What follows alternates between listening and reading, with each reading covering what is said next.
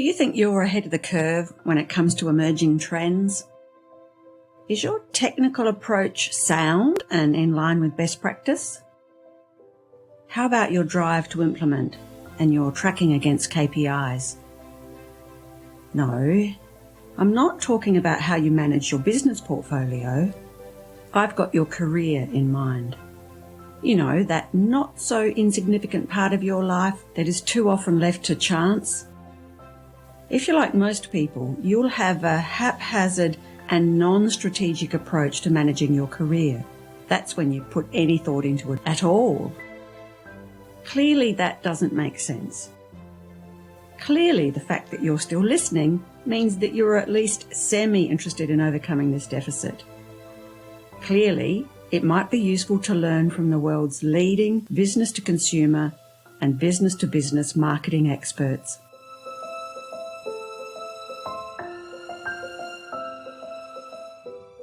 Welcome to Career Chinwags for the 21st century. I'm a career practitioner who's worked with thousands of clients over the past 20 years, so I've had quite a bit of time to think about career issues. Each fortnight I pick up on an issue that takes my fancy. Some are very practical, such as episode 16, where I think I give some interesting advice on how to answer common interview questions. Other episodes tend to cover more big picture topics, such as podcast 9, where I talk about how to have or how to achieve long-term career survival. In today's episode, I'm going to present 7 tips from global marketing experts so that you become the go-to candidate in your industry. Before we start though, I've got an update on some changes to our services. Up until just last week, when it came to resumes, we've always gone down the path of delivering a session with a client to show them how to do a resume, giving them templates and giving them sample content. Our client has then gone off and done the draft, and then we've spent usually it takes about an hour, together at the computer finishing off the draft. And our aim has always been that our client learns how to do the resume and they don't have to keep coming back to us every time they want to update it.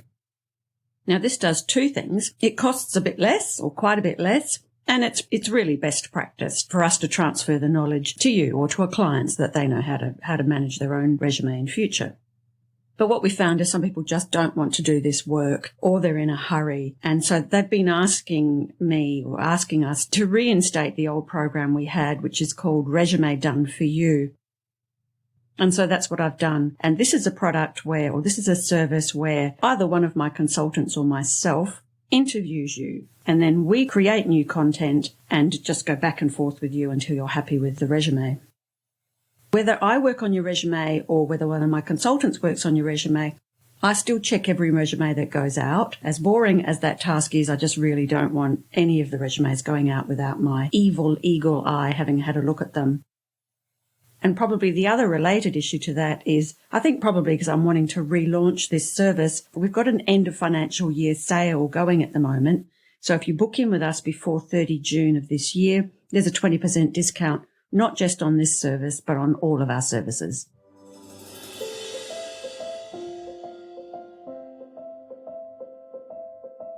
Okay, let's get started. There are 2 men who are the absolute global marketing experts. Whenever they produce their work, it's always in the business section of the major newspapers of the world, and people comment on their comments.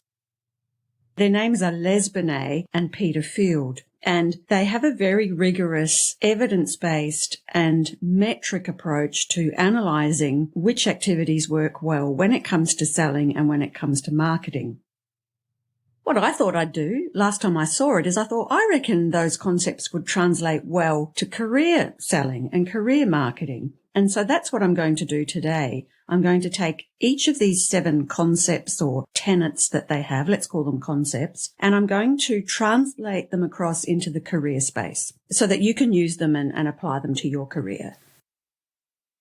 The first one is the concept that brand and sales work over different time periods and different time scales, and that you need to differentiate.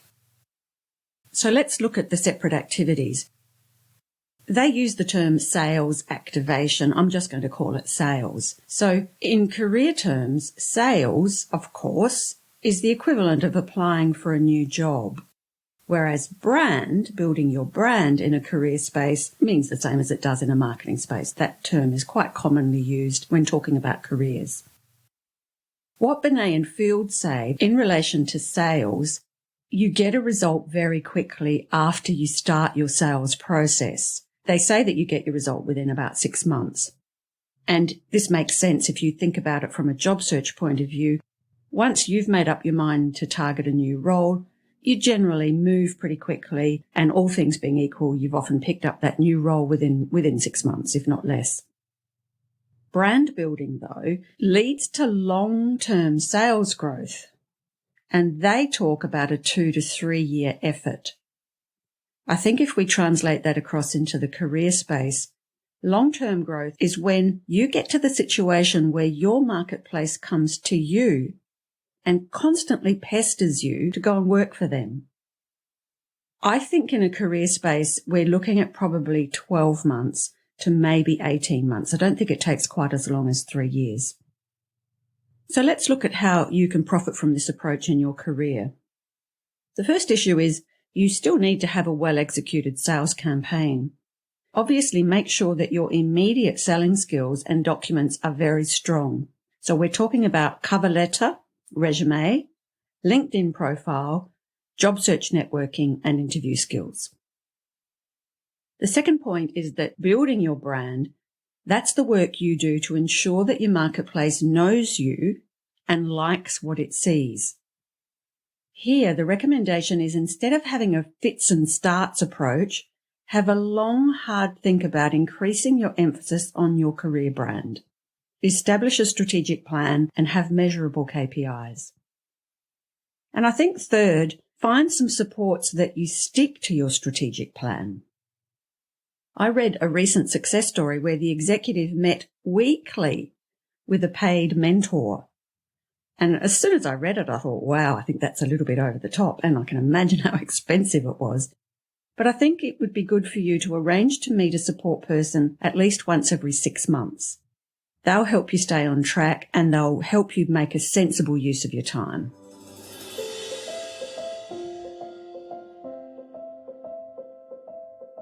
The second comment from Field and Benet is that your share of voice predicts either your future growth or your future decline.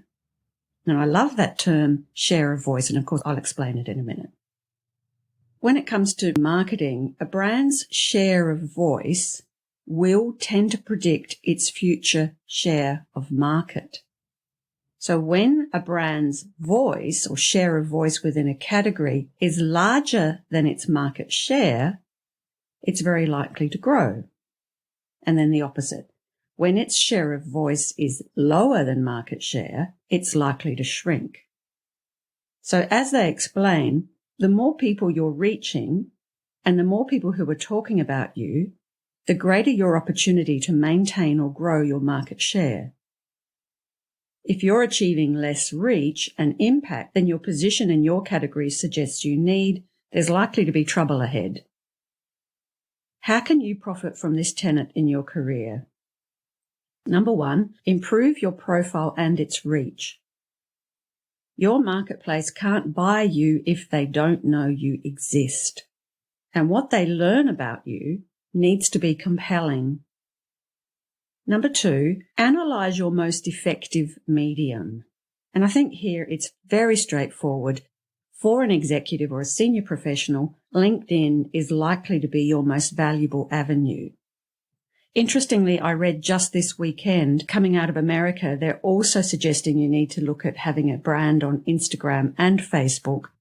It is, of course, always worth thinking about how you present yourself on those media, but I don't think you probably need to be pushing your brand that way. Number 3, keep up to date with the marketing quirks of the medium. I was shocked to find out a few months ago now, probably 6-7 months ago or maybe a year ago, that LinkedIn has succumbed to hashtags. But it's a bit more subtle than that.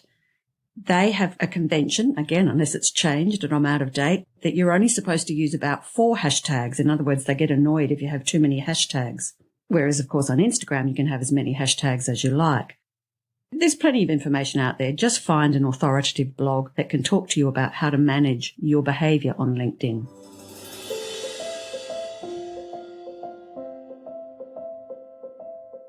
The third point that Benet and Phil talk about is that a long-term outward focus brings broader and bigger effects.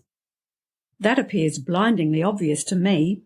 Sales, which don't forget, sales is when you're actually specifically applying for a job, it brings a narrower but earlier effect, but you get a smaller payback. Yes, you win that next job, but it's usually very similar to your current job. It might be slightly more senior, or it might be in a slightly different technical area or a sector. The easiest way to make a large career move, either to a new industry or to a much more senior role, is through networks. And these networks come from building your brand. So it brings you this broad but slower effect with bigger paybacks. How can you profit from this tenet in your career? Number 1, sales is useful when you want an immediate change in your job. And if you're going to do that, your best results will come from targeting similar roles at similar levels in the same industry. Number 2, brand building swings more power to you. Instead of you being the chaser, you become the person who's regularly wooed by keen and eager prospective employers. You're also more easily able to name your terms and conditions when you accept the role.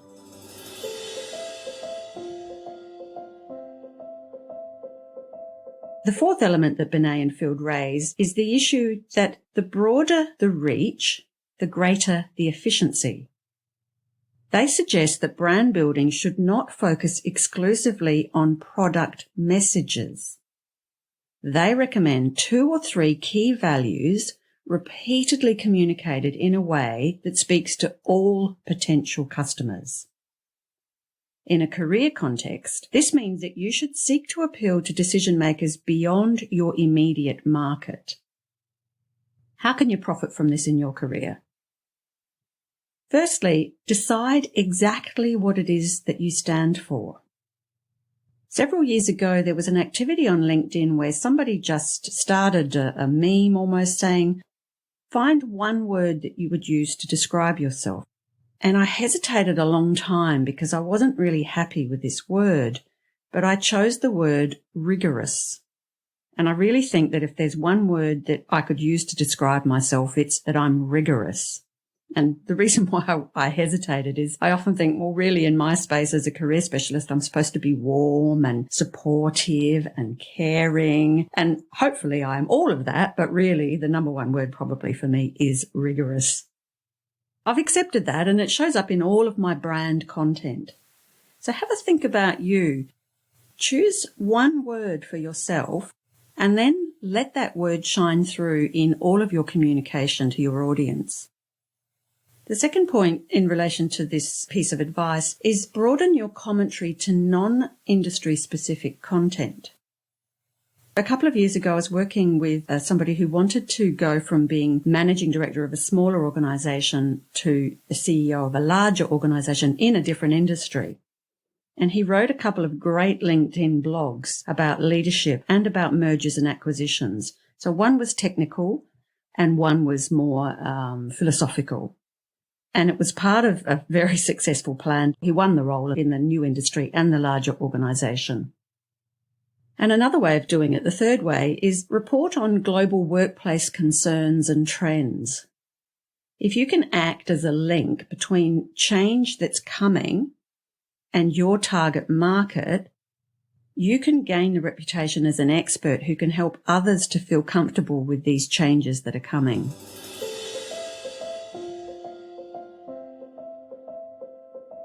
The fifth of the 7 elements is that fame-driven campaigns outperform others on all business metrics.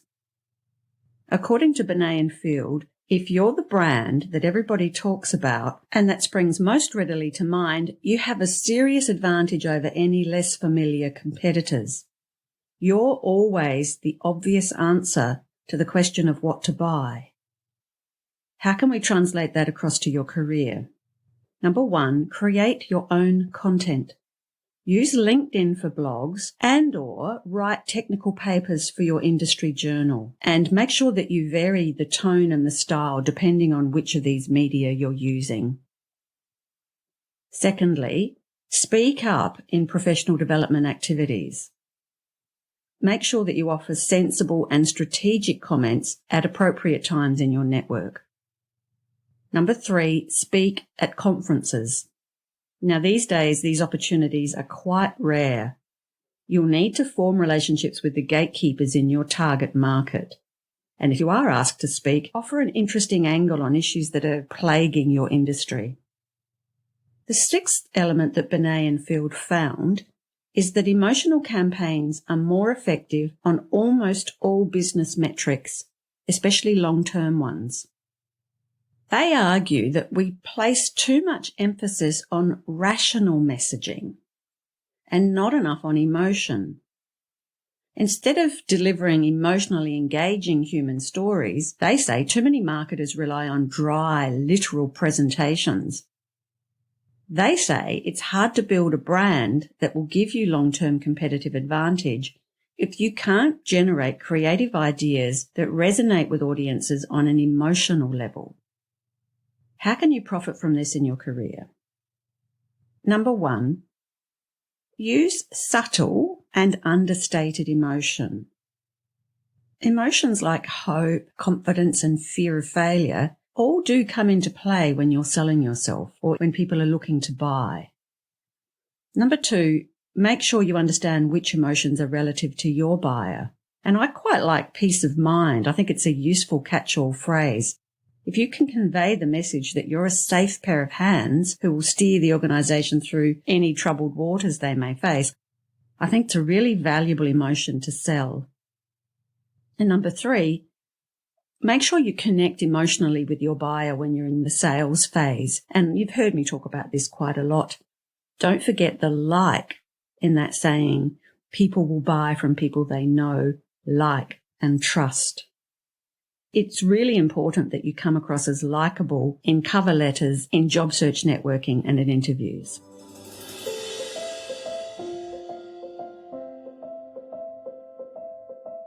The final characteristic that Binet and Field talk about is creativity. So they argue that creative campaigns are 11 times as efficient at driving the share of market growth. They think that marketers overestimate the importance of their brand in the lives of their audience, and they argue that taking risks and being bold in the pursuit of fame is worth it. How can we translate this across to the career space? Firstly, ban the bland. Have a voice. Use professionally chatty language in all of your documents, whether it's your LinkedIn profile, whether it's your blogs. Number 2, avoid motherhood content. Again, this is something I talk about quite a lot. Don't use corporate speak phrases like, I'm passionate about, or I took my team on a journey. Number 3, show colour. Expand your vocabulary. Choose a mix of everyday words and evocative language. And number 4, incorporate creativity into your sales activity. Reveal something of yourself and your workplace philosophy in interviews. Use coffee shop talk to build rapport. I think what Binet and Field are talking about is to switch from short-term approaches to a strategic approach. They think it's terrible that most marketers focus on short-term efficiency. And I extend this to most people. To me, it just doesn't make sense for you to have an emergency response to your next job by feverishly applying for roles only when they come up, all the while ignoring your brand. Les Binet and Peter Field have been researching marketing effectiveness for longer than 10 years, and their findings have shaped the way marketers think about their activity. it does make sense for you to incorporate their beliefs and their advice into your career management.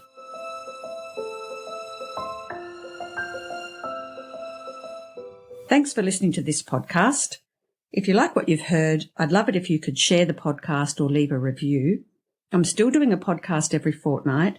And next episode, I'm going to talk about 6 career errors you should never, ever, ever make. Remember, if you want to review what we've talked about, check out the show notes at careerconsult.com.au. There you'll find a full article on the topic. You may have other supporting documentation as well. And there'll be links to tools and resources. Don't forget, I do a mail out once a fortnight. It's a video, a blog, sometimes an infographic.